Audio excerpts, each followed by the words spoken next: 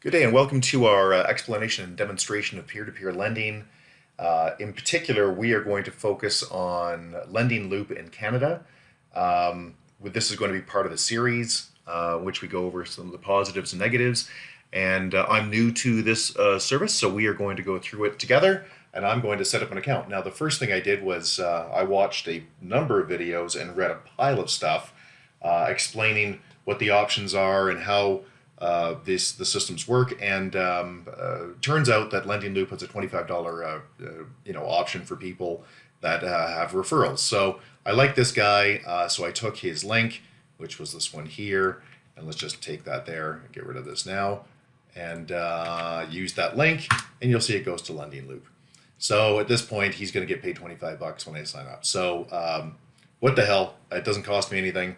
It's probably a good idea to encourage people to do these things. So we are going to now set up our account from scratch, having never done this before. So you will see the errors that I go through, and we'll go from there. And as I said, this is going to be part of a series which basically explain the positives and the negatives, and we'll also do a 1-year review and blah, blah, blah. So let's get to it. So I'm going to click invest, and I'm going to click invest now. This is as far as I've got previous to talking to you. So I'm going to open a personal account in this case, and I'm going to gray this out, but you can see it's first name, last name, password, so on and so forth. So here we go, it's grayed out. Now the first thing I see is this referral or promo code here. That's a bit weird. I would have expected that to be populated. So when I go back to this guy's site and I copy this link, I can see the address does show a link, and the guy should get paid something for it. So that's his code right there. But as soon as I go to let me try apply now. Yeah, no, it just strips it out. So along the top here. So that's not very good. Anyways, that's the first thing I'm not a fan of. So I'm going to copy this guy's code, paste it in. I also see here there's something called a promo code. Well, that could be interesting. So let's go find out what promo codes are. So LendingLoop promo code. Let's see what that is. See what that offers. Okay, and looking through here, I see a bunch of US stuff like Lending Club. So I've spelled that wrong, so that's probably not helpful. Let's fix that.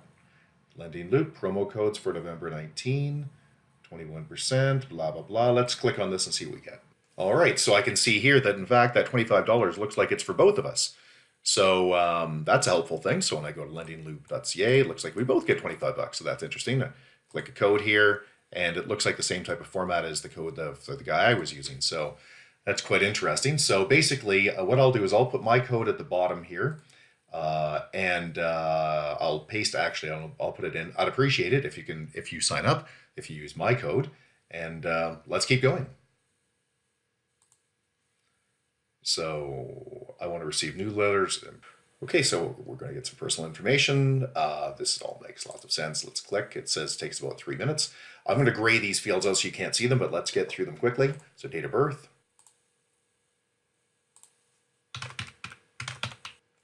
status, full-time employed, or not. I'm also a contractor, address, lived here for more than 2 years, confirm information. That all looks happy. Risk tolerance and things are next. What is your investment objective? My investment objective is, let's see, I can choose one or more. So let's go through these. Saving for no. Retirement income, sure. Passive fixed income, sure. Saving for save for retirement. Oh, I see. Yeah, so save for retirement. In my case, I'm not retired yet. Sports, small business, sure. And diversification, sure. Yeah, there we go.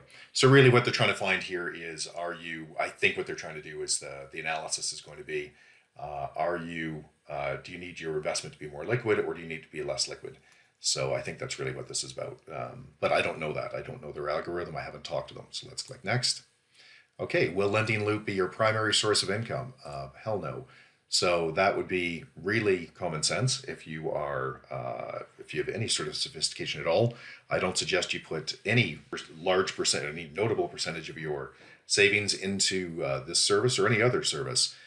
Diversification is absolutely key to keeping your money, especially we are at the very end of 2019, heading into 2020. I, of course, cannot predict the future like no one else, like everybody else cannot. But I can say that it is looking like it will be less happy next year than it is this year. So you're probably going to want to diversify. Go to things that are more fixed income, like debt. Okay, investments with LendingLoop are typically 3 to 5 years in length, cannot be sold once purchased.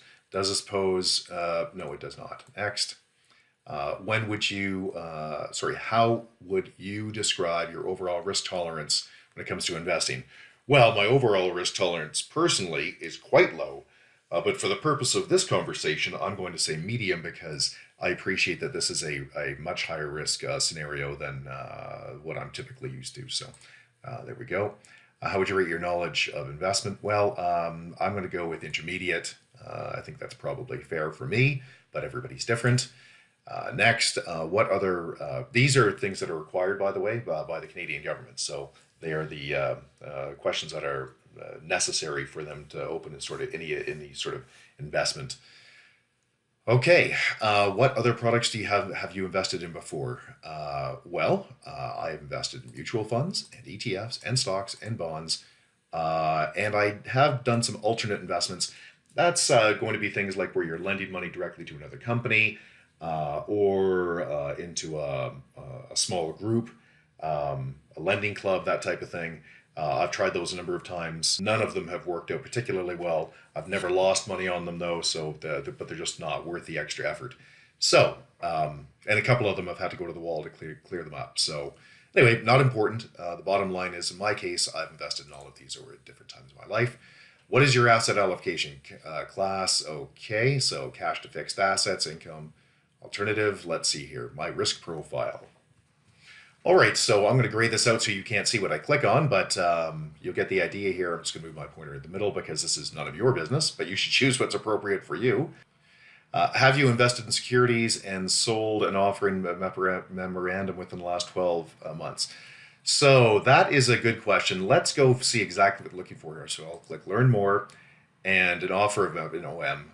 Securities are those which you received a copy of the offer for the product and had a risk acknowledgement form. Okay, so for most people, that's going to be no. I'm not going to tell you what mine is. I'm going to grade this out again. How much have you invested in the offer of, okay, well, okay. So in my case, there's no point in hiding this one. Yes, I actually have invested with an OM. But most people, very, very few people have done this. So for you, it's probably no. So I'm going to grade this out so you can't see my answer to this question. Hopefully the next question doesn't. What is your household income? Obviously going to grade this out, but less than 35,000. These are, again, questions that are required by the government. So that they cannot legally put you into something that's incredibly high risk if you're an incredibly low risk person. Okay, what is the value of your net financial assets? Obviously going to grade this out as well. And preparing my account. How exciting. Okay, confirmation. So this is a summary, which I'm obviously going to gray out so you can't see it. I'll click continue. A portfolio recommendation. This plan will automatically invest $25 in notes grade A through E, balanced auto lending plan, returns expected rate of return of 8.4%. If I get 8.4%, I will be A, shocked, and B, very happy, and probably in that order. Yeah, it's going to invest tiny amounts in each one. So, all right, auto lend is a free. Yeah, that's fine. I actually do want to do. LendingLoop in particular now lends from, I think it's from $1,000 up to $100,000 or more. They used to just do 50,000 and above, but that is now, they've now expanded into a new offering. Okay, so then you have to agree that you've read everything here, which of course you know I did. This is powered by DocuSign, so DocuSign is a company I actually trust, so that's a good thing. What's other actions here? Decline, submit. Yeah, nothing there. So you can pull up a PDF of it if you'd like and copy yourself. I'm going to simply click continue, and I'm going to click finish. And I have to sign here.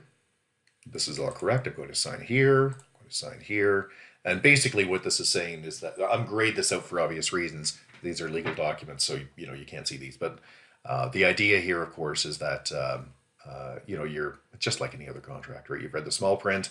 Um, I have not actually read any of the small print, but in the little video I'm going to put together shortly explaining what the risks and benefits are of this type of thing, I guarantee you that there's a clause in there that says something to the effect of, we are not required to verify income.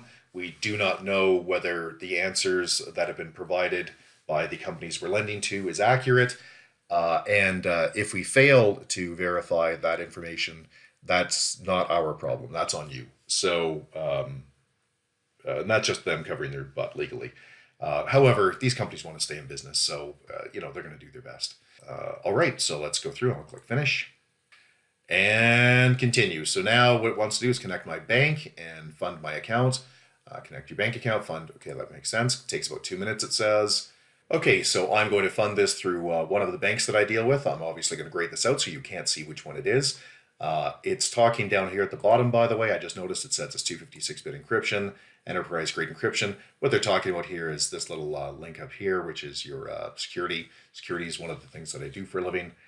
So you click on the certificate, and that's all it means. So this is using HTTPS, as you can see here, which is as secure as you're going to get these days. So you can feel relatively safe putting this through online. Yes, it can be hacked. No, it probably won't be. All right, so let's grade out, and I will make my selection. Okay, so let's sign in to the bank. And again, this will all be grayed out so you don't see it. Apparently, I have to invest a minimum of $1,500. So my bank is asking me for security. Banks can take up to 3 minutes to authorize your account. Okay, so select your account. Continue. Again, I'm graying this out so you can't see it, but you get the idea. Your account has been successfully linked. Click here, and it's redirected me. Okay, so apparently for me to get this $25 promotion and for the other guy to get the $25, you need to put in $1,500. It says it'll take 2 to 4 days to actually pull it through. Wants to verify my social insurance number. Obviously, once again, this will be grayed out so you can't see it. So let's go through it. And it said it needed that for government records. Okay, which is the T5s. Okay, so I'm going to do auto lend on this, but I want to see, I do not want to do recurring deposits, so that's good that that's turned off. It says if I invest more than $10,000, there's something the investor team will do for me. So let's click on that. Okay, so investor status, 10 to 100, accredited is 100 or more. Okay, an eligible investor is 100, or sorry, 10 to 100. Accredited investor is someone that's investing 100,000 more or more, and net income of 300,000 or more. That's sort of the nut of it. So that's your family income. And yeah, this is just legal stuff, which for the purpose of this discussion, I'm not interested in. I'm going to click account status here and go through, and it's SK identification is complete. Funds have not been transferred. I have to verify my email address, which I will do. And get to know me. I'm going to action required, book a call. Isn't that interesting? So I'm going to come back to that. Let's click enhance my experience and see what that does. So that just takes me back here. So that's not particularly useful. Let's go back to account status and book a call. I think I'll actually do that. And let's go to view marketplace and see what we have access to. Okay, so in the marketplace, you can see that the majority of the loans, yeah, this is what I was expecting, are really in the $100,000 range. So low end on this amount is 37,000. Let me just sort them. So 37,000 ranging up to 212,000. To keep things private, I will not show all the details of these companies, but let's sort by loan grade. Let's go that way. So let's take a look what a working capital loan looks like for a grade A company. So their grade A rate is 9.18%. They're almost fully funded. I'm going to click on working capital loan and see what it brings up. Okay, that brought up a type. That's interesting. Not what I was looking for. Let me go back. Can I click on this loan and see anything about it? Let's do continue registration, see what that does. Oh, that just gets me back through to continue registration. So basically, I can't do anything at this point until this is complete. So it's been 2 or 3 days, and I've had my phone call with the setup people, and they've now created my account, and now I can get in to the options, and I can see what listings are available. And you can see here I put up some screenshots of what type of information you have available to you. And what you can see, some of them are from Ontario, from BC. They're mostly in that $30 to $200,000 range. In the end, I decided to put $5,000 into LendingLoop, and after talking with them, $5,000 divided by 100 gives you $50, and if I set my auto lend to $50 per transaction, that means that I will have 100 companies that I'm invested in, and that gives me some pretty good diversification. If everything goes as I hope, then I may add additional funds in the future, but I think that's a good starting point. So I think we're going to wrap this up. If you have any questions or concerns, please get a hold.